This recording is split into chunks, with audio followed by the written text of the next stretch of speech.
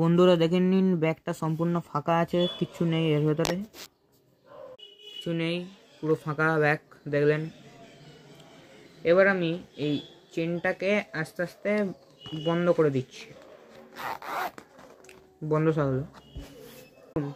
এবার এই কয়েনটাকে রুমালের মাধ্যমে গায়েব করে ওই ব্যাগটায় পাঠাবো, করে নিচ্ছি,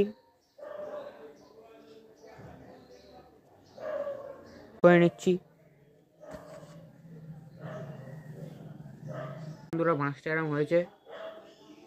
এবার এটাকে ভ্যানিশ করবো, 3 2 1 ভ্যানিশ। আর চলে এসছে